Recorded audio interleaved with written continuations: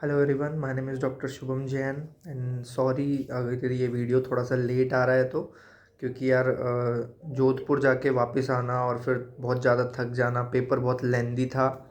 तो इस वजह से सॉरी, पेपर थोड़ा सा वीडियो थोड़ी सी लेट है और मैं थोड़ा सा डल भी साउंड कर रहा हूँ इस वीडियो में। तो उसके लिए भी सॉरी, क्योंकि मुझे क्विक अपडेट देना है कि पेपर कैसा था, तो मुझे अभी देना पड़ेगा। अगर मैं ज़्यादा लेट कर दूंगा तो फिर उसकी कोई वैल्यू नहीं रहेगी।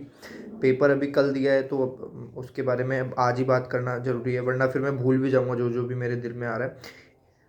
एग्जैक्ट जो रिकॉल्स है, जो एग्जैक्ट मतलब एक्यूरेट कि पेपर में कैसा था क्या नहीं था, उसके ऊपर मैं लाइव आऊँगा। मैंने पूरा एक शाम तक मैं पूरा प्रिपेयर कर लूँगा कि क्या क्या पेपर आसान था क्या हार्ड था। शाम को लाइव आता है, शाम को या रात को, और वो चीज़ वहाँ पे डिस्कस करेंगे। अभी मैं मोटा मोटा आइडिया दे देता हूँ भाई।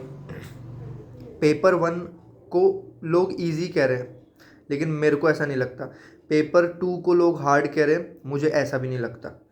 एग्जैक्टली क्या है भाई, जो टोटल 300 क्वेश्चंस थे ना, उसके अंदर 100 क्वेश्चंस बहुत इजी थे।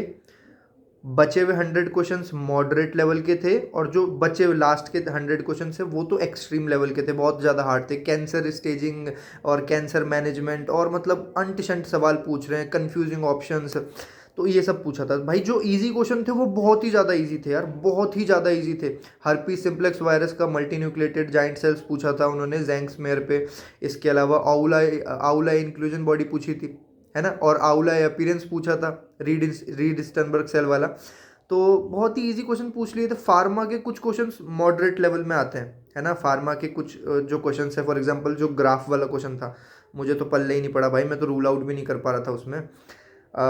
इसके जो वो था, वो एक नॉन कॉम्पिटिटिव था ऑप्शन में। प्लीज़ यार, मेरे पास दो तीन लोगों का मैसेज भी आया और दो तीन लोगों ने मुझे पर्सनल भी बोला कि यार ये जो ग्राफ था वो उसका आंसर क्या है। भाई वो कई लोगों ने उसका आंसर कॉम्पिटिटिव लगा दिया, लेकिन वो कॉम्पिटिटिव नहीं है, वो नॉन कॉम्पिटिटिव है। कॉम्पिटिटिव में क्रॉस कर जाते हैं, और जो नॉन कॉम्पिटिटिव है उसमें वी शेप बन जाता है, और अनकॉम्पिटिटिव में तो कुछ होता ही नहीं, ऐसे स्ट्रेट टाइप का ग्राफ आता है। तो ये एक क्वेश्चन था जो मैंने तो सही किया, लेकिन यार शायद मेरे कुछ भाई बंधुओं ने गलत कर दिया।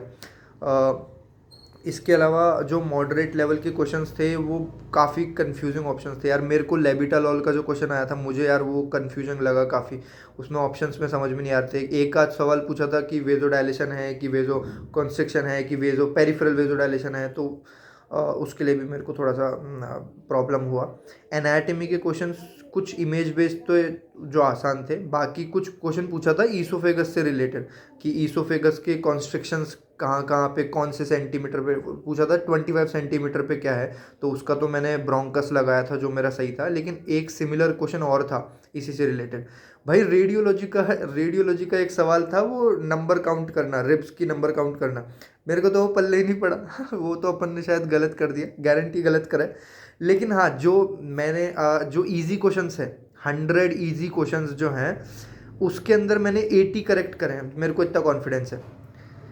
क्योंकि वहाँ वो मैंने अपनी पुरानी वीडियो में बोलता था आपको कि महेंद्र सिंह धोनी वाला फॉर्मूला अपनाना पड़ेगा आपको एग्ज़ाम क्रैक करने के लिए।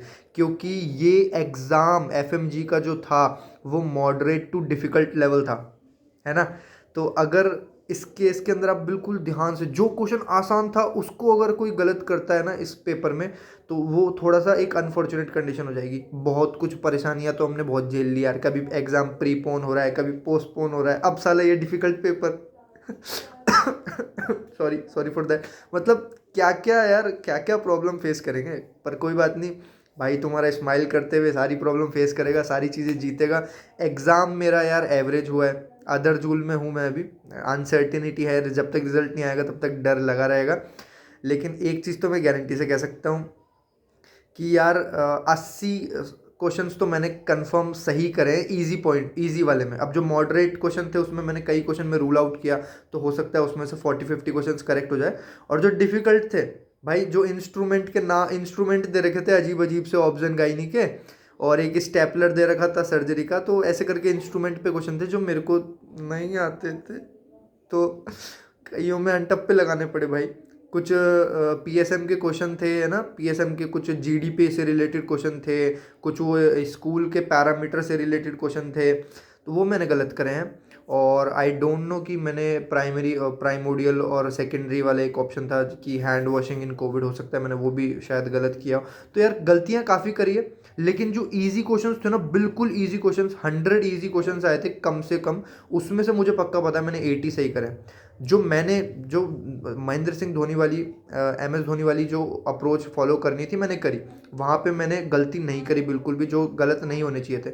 मॉडरेट क्वेश्चन में मैंने थोड़ा दिमाग लगाया, समझा चीज़ों को, उसमें भी चीज़ें सही करी।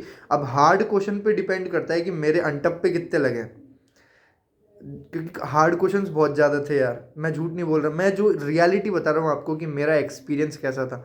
मैं यहाँ पे आपको कुछ वो नहीं करने आया, मैं ना कोई ये वीडियो बकचोदी से भरा, नहीं, कुछ भी नहीं है इस वीडियो में, रियलिटी बता रहा हूँ आपको कि आपको अगर अब जो जूनियर्स ये वीडियो को देख रहे हैं, अगर उन लोगों को ये एग्ज़ाम क्लियर करना है तो भाइयों अब आप लोगों को ना थोड़ा सा कंसेप्चुअल पढ़ना पड़ेगा यार, ये रटन विद्या नहीं काम आने वाली। और एक चीज़ और मैं आपको बता दूं, बुरा लगेगा आपको ये बात सुन करके, लेकिन भाई 6 महीने की जो तैयारी होती है ना, वो शायद इस पेपर के लिए तो इनफ नहीं थी।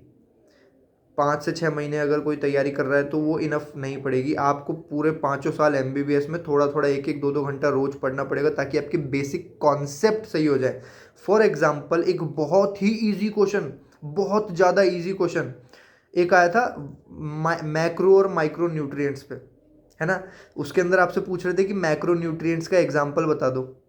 तो भाई उसमें बाकी का तो मुझे नहीं पता, लेकिन मुझे इतना पता है कैल्शियम एक मैक्रो न्यूट्रिएंट है, तो मेरा वो सही हो गया। अब ये चीज़ मैंने 6 महीने में तो नहीं पढ़ी थी ना, ये 5 साल में कहीं ना कहीं जो मेरा पाइलअप होते गया नॉलेज का, वो था ये। तो ऐसे करके बहुत सारे क्वेश्चंस थे यार, जो आपकी ओल्ड नॉलेज से, जो आपने एमबीबीएस में मेहनत करी है वहाँ से आ रहे थे। माइस्थेनिया ग्रेविस के 2 सवाल थे, ईजी थे। मैं रैंडमली चीज़ें बोले जा रहा हूँ तो इस चीज़ के लिए सॉरी, लेकिन हाँ, शाम को डिटेल्ड वीडियो बनाएंगे, डिटेल डिस्कस करेंगे कि एग्ज़ाम कैसा था कैसा नहीं था, एग्जैक्ट एक एक क्वेश्चन पे डिस्कस करेंगे। मैं मेरी गलतियाँ बताऊँगा आपको सारी, कि मैंने कौन कौन सी गलतियाँ करी है एग्ज़ाम के अंदर, क्या मैं अवॉइड कर सकता था, और क्या मैंने चीज़ें ट्रिक यूज़ करी कि किसी चीज़ का आंसर तक पहुँचने के लिए। 300 क्वेश्चन है ना, 100 क्वेश्चन आसान, 100 question moderate, 100 question tough. Tough वाले में तुक्के लगाना भगवान के ऊपर है, मॉडरेट क्वेश्चन में मैंने रूल आउट वाली प्रैक्टिस करी, इजी क्वेश्चन में मैंने गलतियां बहुत कम करने की कोशिश करी। अब देखो, एक चीज़ रियलिटी है भाई, 100 क्वेश्चन अगर इजी आते हैं ना, तो उसके बावजूद यार 10-20 सवाल तो गलत होते ही हैं, सिली मिस्टेक्स तो होती ही हैं यार। तो मैं बहुत कम करी सिली मिस्टेक कोशिश करने की, लेकिन फिर भी हो जाती है, तो प्रिपेयर रहना उसके लिए भी। बाकी thanks for watching, sorry for this late video, मैं काफ़ी थक गया था एग्ज़ाम देने के बाद।